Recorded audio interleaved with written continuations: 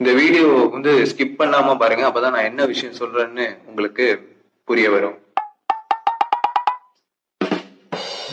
நான் யாருக்குமே இன்வைட் பண்ணல. ஃபர்ஸ்ட் ஆஃப் ஆல் அதுக்கு நான் ஒரு கிளாரிஃபிகேஷன் கொடுத்துக்கிறேன். என்னன்னா, நம்ம பாஸ்ட் 2 டைம்ஸ் லைவ் நம்ம எல்லாருக்கும் இன்வைட் பண்ணும் பொழுது பார்த்தீங்க அப்படின்னா, ஆப்வியஸ்லி எல்லா மக்களும் வந்தாங்க. ஆனால் என்னன்னா, நம்ம ஸ்டாட்டிக்ஸில் பார்க்கும் பொழுது பார்த்தீங்க அப்படின்னா 1-2 பேர் தான் ஜாயின் பண்ணுறாங்க, மீதை யாரும் ஜாயின் பண்ண மாட்டேங்கிறாங்க அப்படிங்கிற ஒரு விஷயம் நான் கவனித்தேன். அண்ட் இந்த வாட்டி யாருக்குமே இன்வைட் பண்ண வேண்டாம், ஜஸ்ட் வரட்டும், ஓகேங்களா? ஏன்னா நம்மள 400 பேர் சப்ஸ்கிரைப் பண்ணியிருக்காங்க. அதில் ஒரு 4 பேர் நம்மளுடைய கான்டெக்ட் பார்ப்பாங்க அப்படிங்கிற ஒரு நம்பிக்கையோட நான் இதை ஸ்டார்ட் பண்ணுறேன், இந்த லைவை ஸ்டார்ட் பண்ணுறேன். சரி, இந்த லைவில் பார்த்தீங்க அப்படின்னா வாரம் ஒரு விஷயத்த, அதாவது ஒரு செக்மெண்ட்டாக இருக்கிற எல்லா தொகுப்பையும் பார்த்தீங்க அப்படின்னா ஒரே வீடியோவில் நம்ம பேசிடுவோம். ஃபர்ஸ்ட் லைவ்ல கிட்டத்தட்ட ஒரு 10 விஷயங்களை உள்ளடக்கி ஒரு மணி நேரத்துக்கு பேசியிருப்பேன். ரெண்டாவது லைவ்ல பார்த்தீங்க அப்படின்னா கோட் திரைப்படத்தை பற்றி ஃபுல்லாக லைவ்ல நம்ம ரிவ்யூ பண்ணியிருந்தோம். அண்ட் தேர்ட்ல நடந்திருக்கு இப்போ இருக்கிற விஷயம் என்னன்னு பார்த்தீங்க அப்படின்னா ஒரு 4 விஷயங்கள். அந்த 4 விஷயங்களை பற்றி தான் இந்த வீடியோவில் பேச போகிறேன், ஓகேங்களா? ஸோ இந்த லைவை நீங்கள் ஸ்கிப் பண்ணாமல் பாருங்க. அப்போதான் நம்ம என்னென்னலாம் சொல்கிறோம் அப்படிங்கிறது உங்களுக்கு புரிய வரும். தேர்ட் கண்டென்ட், மகாவிஷ்ணு அந்த சர்ச்சை குறித்தான ஒரு கண்டென்ட். நம்ம ஃபர்ஸ்ட் லைவ்ல லாஸ்ட் செக்மெண்ட், அந்த கன்க்ளூஷன் ஸ்டேட்மெண்ட்டுக்கு பிஃபோர் ஆன்மீகத்தை பற்றி நம்ம பேசியிருந்தோம் இல்லைங்களா? நான் அதுலேருந்து ஒரு வார்த்தை கூட பின்வாங்க போகிறது இல்லை. அதில் என்னென்ன விஷயம் சொல்லியிருப்பேன் அப்படின்னா, நான் எனக்கு ஞாபகத்தில் இருக்கிறத வச்சு சொல்கிறேன். 3 விஷயத்த சொல்லியிருப்பேன். ஒரு மொழியை திணிக்கிறதுக்காக ஆன்மீகம் பயன்படுது அப்படிங்கிறது ஒரு விஷயத்த சொல்லியிருப்பேன், பிரைமரி. ரெண்டாவது, எப்படி சொல்கிறது, டக்குன்னு வர மாட்டேங்குது, ஒரு மொழியை திணிக்கிறது, அது ஆன்மீகத்தில் இப்போ போயிட்டுருக்கு. பாகுபாடு, டிஸ்கிரிமினேஷன் பார்க்குறாங்க அப்படின்ட்டு ஒரு விஷயத்த சொல்லியிருப்பேன். மூணாவதாக இன்னொரு விஷயம், முற்போக்கு சிந்தனையை சிந்திக்க விடாமல் பிற்போக்குத்தனமான சிந்தனைகளை கொண்டு வர்றதுக்கு ஒரு அடித்தளமான ஒரு விஷயமா எது இருக்குது அப்படின்னா இந்த ஆன்மீகம் இருக்குது அப்படிங்கிற ஒரு விஷயத்த இந்த இடத்துல நான் சொல்கிறேன். அதுக்கு இப்போ மகாவிஷ்ணு அவர்களுடைய இந்த சர்ச்சையும் ஒரு எக்ஸாம்பிளாக நான் பார்க்குறேன், ஓகேங்களா? அவர் ஒரு ஆன்மீக சொற்பொழிவாளர் அப்படின்னு சொல்கிறாரு. ஆக்சுவலாக அவர் ஒரு ஸ்டாண்டப் காமெடியன். ரொம்ப சின்ன வயசில், ரொம்ப ஒரு ஸ்கூல் டைம் படிக்கும் பொழுதே அவர் கோட் சூட் போட்டு அசத்த போது யாரு அப்படிங்கிற நிகழ்ச்சியில் அவர் பார்ட்டிசிபேட் பண்ணியிருக்காரு. அந்த நிகழ்ச்சியில் ஸ்டாண்டப் காமெடியனாக இருந்து ஒரு மிமிக்ரி ஆர்டிஸ்ட் மாதிரின்னு வச்சுக்கலாம். மிமிக்ரிங்கிறது கூட இல்லை, ஒரு ஸ்டாண்டப் காமெடியன்னு வச்சுப்போம். அவர் ஸ்டாண்டப் காமெடியனாக இருந்து அதுக்கப்புறம் அவர் 10th வரைக்கும் படிச்சுட்டு அதுக்கப்புறம் அவர் என்ன படித்தாருன்னு தெரியல. அதுக்கப்புறம் ஆன்மீக சொற்பொழிவு, ஆன்மீகவாதம் அப்படின்னு சொல்லி ஆன்மீகத்துக்கு போய் இப்போ ஒரு ₹1,00,000 டொனேட் பண்ணுற அளவுக்கு ஒரு நல்ல ஒரு நிலைப்பாடை உருவாக்கின ஒரு மனிதர் தான் நம்ம மகாவிஷ்ணு அவர்கள்.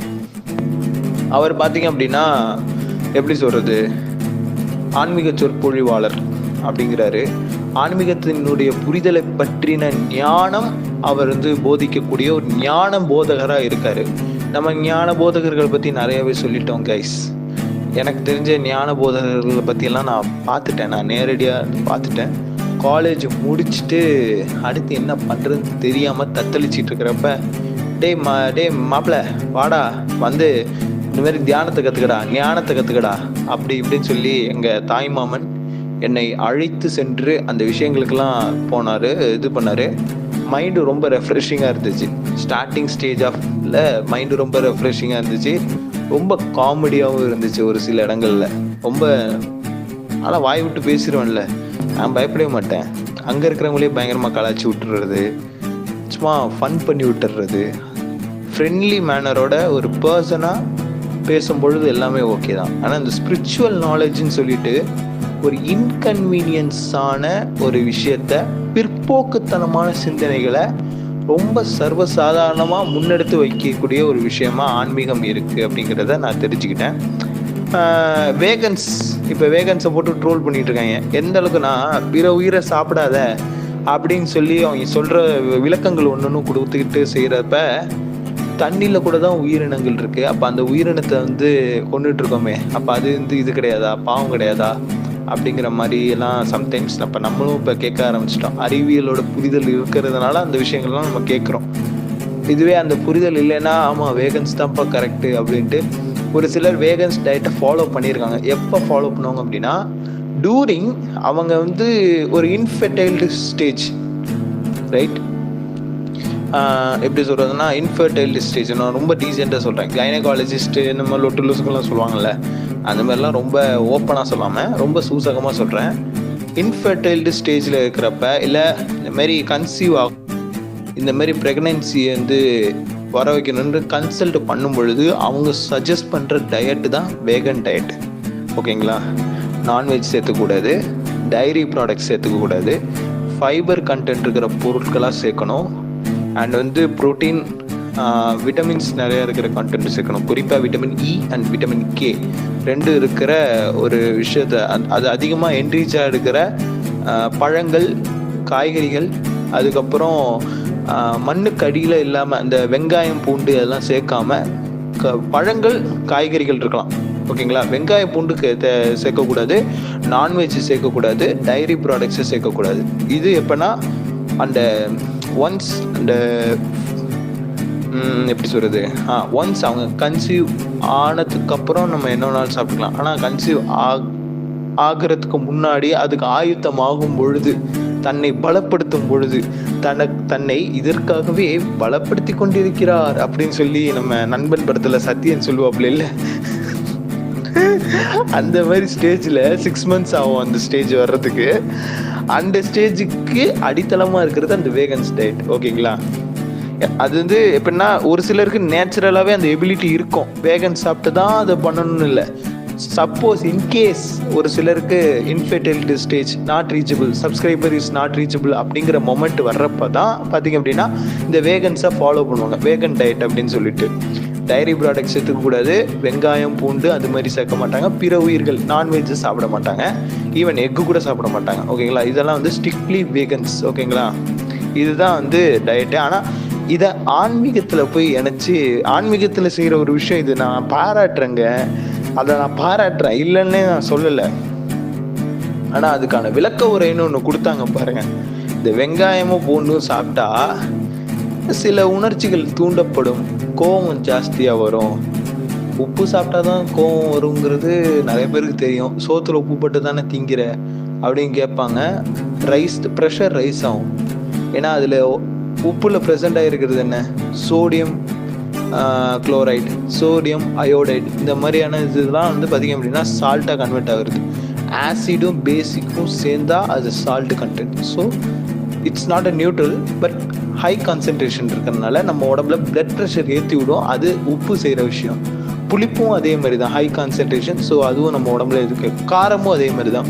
இந்த உப்பு, புளி, காரம் 3 சேர்க்கும் பொழுது வர்ற உணர்ச்சியை பற்றி நான் உங்களுக்கு சொல்லணும்னு தேவையில்லை, உங்களுக்கே தெரியும் எந்த மாதிரியான உணர்ச்சி அதிகமாக இருக்குன்ட்டு.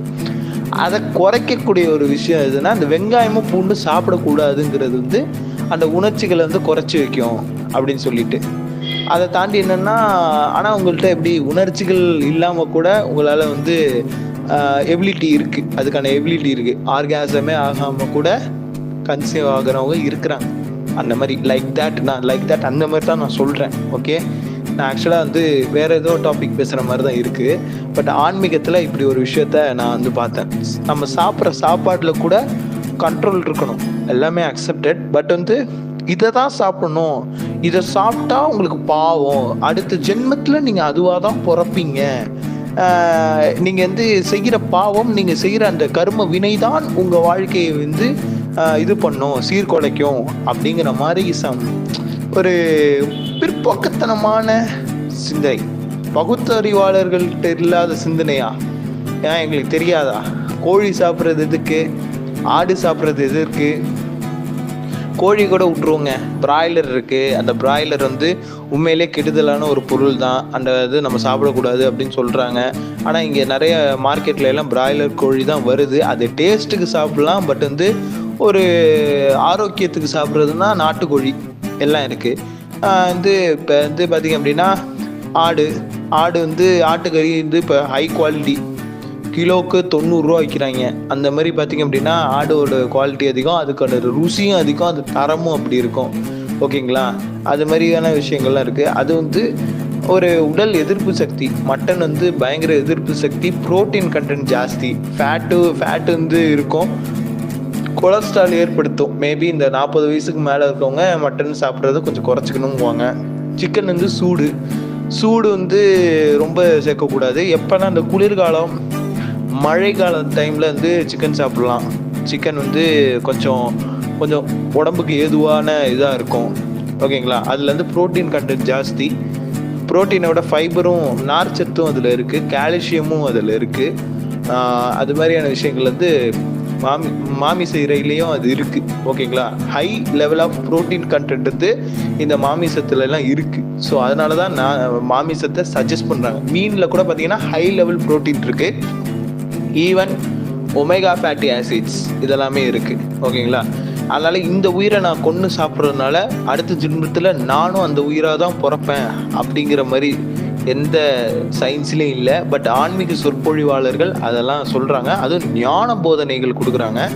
வாழ்க்கையில் பல அடிகள் வாங்கி அடுத்து என்ன பண்ண போகிறோன்னு தடுமாறி நிற்கிறவங்களுக்கு தெரியாத ஞானம் உங்களுக்கு தெரியுது அப்படிங்கிறப்ப வாவ், எக்ஸலண்ட்.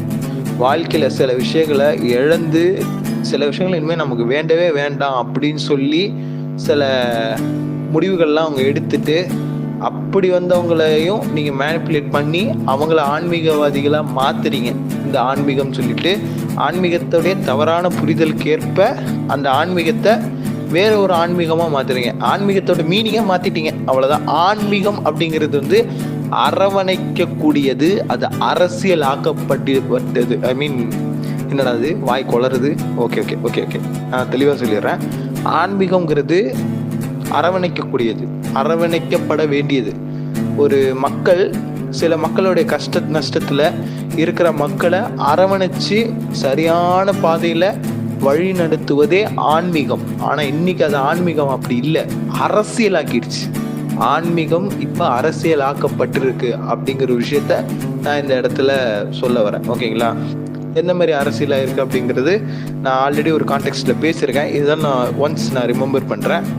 ஒரு மொழியை திணிக்கிறது, ஒருத்தங்களோட ஐடியாலஜியை டிஸ்ட்ராய் பண்ணி, அதாவது அந்த இதை வந்து டிஸ்இன்டகிரேட் பண்ணி டீஃபேம் பண்ணி தன்னோட ஐடியாலஜி தான் பெஸ்ட்டு அப்படின்னு சொல்கிறது. 3வது, ஒருத்தவங்களோட நம்பிக்கையை உடச்சி அந்த நம்பிக்கையில் வந்து காசு சம்பாதிக்கிறது. ஓகேங்களா? காசு சம்பாதிக்கிறது மெயினாக. ஓகேங்களா? மறைமுகமாக இல்லாத கடவுளுக்கு இவ்வளோ செய்யுங்க, அவ்வளோ செய்யுங்க, இந்த இது செஞ்சிங்கன்னா கடவுள் உங்களுக்கு வந்து எல்லாமே கொடுத்துருவாரு அப்படின்னு சொல்லிட்டு லைக் இருக்கிறாங்க அந்த மாதிரியெல்லாம். ஓகேங்களா? நரபலி கொடுங்க, இந்த கோயிலில் போய் இந்த அர்ச்சனை செஞ்சுட்டு வாங்க, இந்த போய் இன்றைக்கி வேறு பிரதோஷம் போய் சாமி கும்பிடுங்க, சனிக்கிழமை பிரதோஷம்னா சனி பிரதோஷம் பயங்கரமாக இருக்கும், அந்த நாள் பயங்கரமான நாளாக இருக்கும், அப்படி இப்படி லூஸ்க்குன்னு என்னென்னவோ சொல்லி மறைமுகமாக சம்பாதிப்பாங்க ஆன்மீகம் வழியாக. ஓகேங்களா? அண்ட் இதை ஆக்சுவலாக நான் இப்போ கொஞ்சம் லென்த்தாக தான் பேசணும்னு நினச்சேன், பட் பரவாயில்ல. எல்லோரும் பாருங்கள், மறக்காமல் நம்ம சேனல் இது வரைக்கும் சப்ஸ்கிரைப் பண்ணுவாங்க, சப்ஸ்கிரைப் பண்ணிவிடுங்க, பக்கத்தில் இருக்க பெல் பட்டனை கிளிக் பண்ணிவிடுங்க, முடிஞ்ச அளவுக்கு உங்கள் ஃப்ரெண்ட்ஸ் அண்ட் ஃபேமிலி மெம்பர்ஸ் எல்லாருக்குமே ஷேர் பண்ணிவிடுங்க. அடுத்த ஒரு நல்ல ஒரு கண்டென்ட்டோடு உங்களை நான் சந்திக்கிறேன். இப்போ நான் கண்டென்ட்டுக்கு வெயிட் பண்ணிகிட்ருக்கேன், ஏதாவது நல்ல பயங்கரமான கண்டென்ட் மாட்டுதா அப்படின்ட்டு. ஒரு கண்டென்ட்டாக இருந்தால் அது நம்ம நிறைய பேசலாம், அதை பற்றியே நம்ம நல்லா இழுத்து நல்லா பயங்கரமாக பேசலாம். பட் எனக்கு மல்டிபிள் கண்டென்ட் கிடைக்கிறதுனால இந்த கண்டென்ட்டுக்கு இவ்வளோ பேசினா போதும் அப்படின்னு சொல்லி நானாக டிசைட் பண்ணி பேசியிருக்கேன். இப்போ யாருக்குமே நான் ஷேர் பண்ணல, இந்த லிங்க்கை, லைவ் லிங்க் வந்து யாருக்கும் ஷேர் பண்ணல. இப்போ லைவை கட் பண்ணிவிட்டு ஷேர் பண்ணுவோம், பார்க்குறாங்களா இல்லையான்னு செக் பண்ணுவோம். ஓகேங்களா? டாடா.